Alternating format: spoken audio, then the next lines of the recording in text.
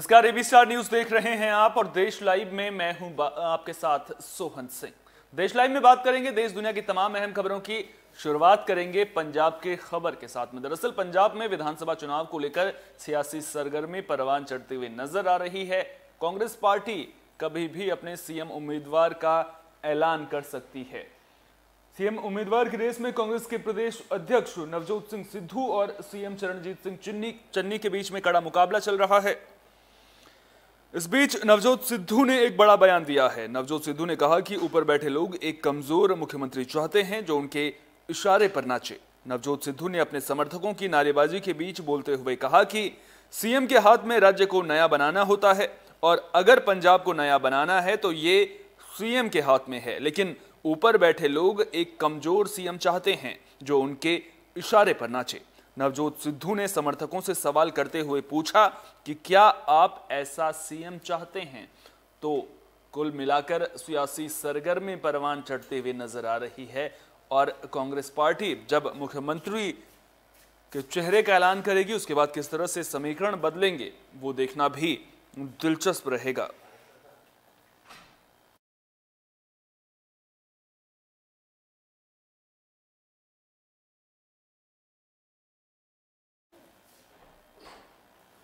तो पंजाब में कांग्रेस का सीएम उम्मीदवार कौन होगा, इस बारे में फिलहाल कुछ भी नहीं कहा जा सकता है। लेकिन जब कांग्रेस ने कुछ महीनों के लिए सीएम चरणजीत सिंह चन्नी को मुख्यमंत्री बनाया था तो उन पर बड़ी जिम्मेदारी थी, लेकिन अब मुख्यमंत्री चरणजीत सिंह चन्नी एक पुराने मामले को लेकर परेशान नजर आ रहे हैं। मामला साल 2018 का है। ईडी ने गुरुवार देर रात सीएम चन्नी के भतीजे भूपिंदर हन्नी को मनी लॉन्ड्रिंग के मामले में गिरफ्तार किया है, जिसके बाद पंजाब की सियासत गर्मा गई है और अब तक कांग्रेस की ओर से सीएम रेस में सबसे आगे चल रहे चन्नी बैकफुट पर आ गए हैं। चन्नी को लेकर विरोधी तो लगातार हमलावर हैं, लेकिन अब अगर उनके अपने उनके खिलाफ हो गए तो फिर चन्नी की दिक्कतें बढ़ सकती हैं। बता दें कि साल 2018 में कैप्टन अमरिंदर सिंह जब पंजाब के सीएम थे उस वक्त अवैध खनन का मामला सामने आया था। पुलिस ने इस मामले में केस दर्ज कर चालान पेश कर दिया था। हालांकि उस वक्त भूपिंदर का नाम उसमें नहीं था। एफआईआर के मुताबिक मामले में 26 आरोपी हैं। इसमें शामिल 6 ठेकेदारों के खिलाफ ईडी जांच कर रही है। ईडी के अधिकारियों के मुताबिक मामले में मुख्य आरोपी कुदरतदीप सिंह ने 2 निदेशकों संदीप सिंह और भूपिंदर सिंह के साथ नई कंपनियां बनाई थी। पूछताछ के बाद ईडी भूपिंदर हनी तक पहुंची और 18 जनवरी को ईडी ने हनी के चंडीगढ़, लुधियाना, मोहाली और फतेहगढ़ के 10 अलग अलग ठिकानों पर छापेमारी की, जिसमें करीब 10 करोड़ रुपए की नकदी बरामद हुई है। और अब जो ये मामला है वो सीएम चरणजीत सिंह चन्नी की मुश्किलें बढ़ाता हुआ नजर आ रहा है।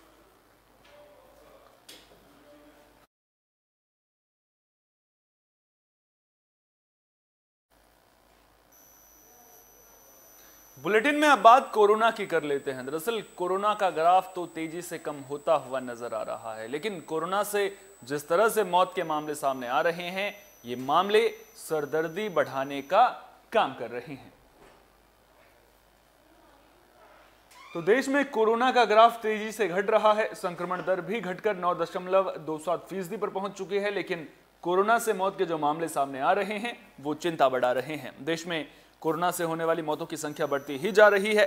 स्वास्थ्य विभाग से मिली जानकारी के मुताबिक पिछले 24 घंटे में 1072 लोगों की मौत हुई है और इन मौतों के साथ देश में कोरोना की वजह से होने वाली मौतों का आंकड़ा 5 लाख को पार कर गया है।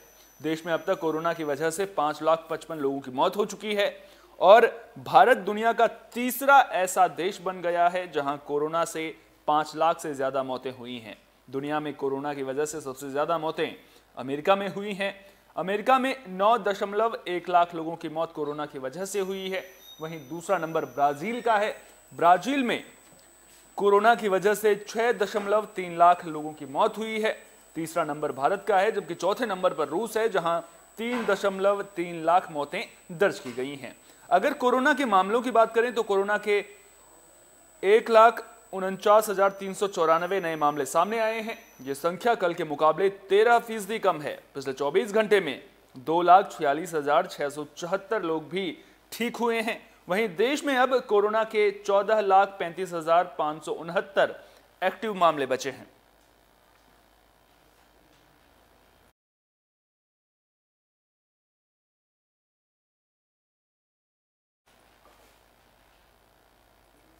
बुलेटिन में अब बात उत्तराखंड की कर लेते हैं। दरअसल उत्तराखंड में मौसम की मार देखने को मिल रही है। बर्फबारी और बारिश की वजह से लोग परेशान नजर आ रहे हैं। तो उत्तराखंड में लोगों पर मौसम की मार पड़ रही है। बारिश और बर्फबारी ने मुश्किलें बढ़ा दी हैं। पोलिंग पार्टियों से लेकर पर्यटक और स्थानीय लोग रास्तों में फंस गए हैं। इस बीच एसडीआरएफ और पुलिस भी अलर्ट मोड पर आ गई है। उन्होंने भारी बारिश और बर्फबारी के बीच फंसे कई लोगों को सुरक्षित निकालने के लिए रेस्क्यू ऑपरेशन तेज कर दिया है। टीम ने कई जगहों पर फंसे लोगों को सुरक्षित बाहर निकाल दिया है। उत्तराखंड में मौसम के मिजाज इन दिनों तल्ख नजर आ रहे हैं। भारी बारिश और बर्फबारी से जनजीवन पूरी तरह से अस्त व्यस्त नजर आ रहा है। कई जगहों पर पर्यटकों, पोलिंग पार्टी और स्थानीय लोगों के फंसने की खबरें भी आ रही हैं। लिहाजा एसडीआरएफ पूरी तरह से अलर्ट नजर आ रही है।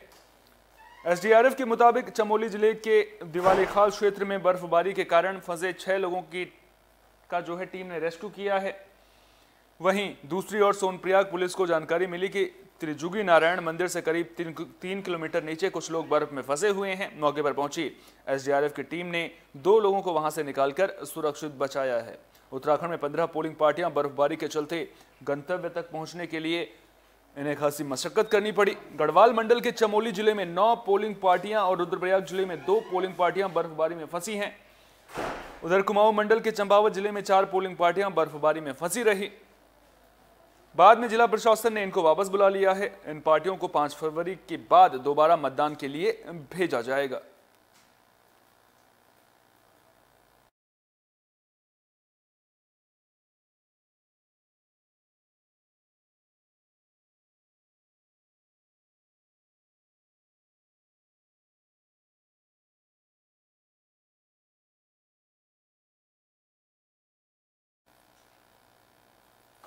बुलेटिन के आखिर में बात महाराष्ट्र के पुणे में हुए दर्दनाक हादसे की कर लेते हैं, जहां एक इमारत में लोहे का स्लैब गिरने की वजह से 5 मजदूरों की मौत हो गई है।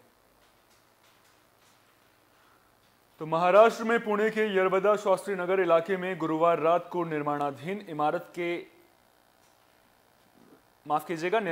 इमारत में लोहे का स्लैब गिरने की वजह से 5 मजदूरों की मौत हो गई, जबकि 2 लोग जख्मी हुए हैं। प्रधानमंत्री नरेंद्र मोदी ने भी इस हादसे पर दुख जताया है और उन्होंने ट्वीट कर पीड़ित परिवार के प्रति सांत्वना व्यक्त की है और घायलों के शीघ्र स्वस्थ होने की कामना की है। पुणे शहर के डीसीपी रोहिदास पवार से मिली जानकारी के मुताबिक यहां माल के निर्माण का काम हो रहा था। अभी लग रहा है कि जो सावधानियां लेनी चाहिए थी वो नहीं ली गई। मामले में कार्रवाई जारी है। शुरुआत में कई लोगों के फंसे होने की आशंका जताई गई थी। घटना की जानकारी मिलने के बाद दमकल की गाड़ी मौके पर पहुंची और राहत और बचाव का काम शुरू कर दिया गया। बता दें कि यह हादसा लोहे के स्लैब को डालने के दौरान हुआ। इसे डालने के लिए लोहे के सरिया से जाली बनाई गई थी। जाली के सहारे ही खड़े होकर मजदूर काम कर रहे थे, तभी ये जाली 10 मजदूरों पर जा गिरी और मजदूरों के शरीर में लोहे का सरिया घुस गया। घटना की जानकारी मिलते ही मौके पर पहुंची दमकल कर्मियों ने जाली के नीचे दबे मजदूरों को कटर की सहायता से बाहर निकाला। हादसे में गंभीर रूप से जख्मी मजदूरों को अस्पताल ले जाया गया, जहां उनका इलाज जारी है।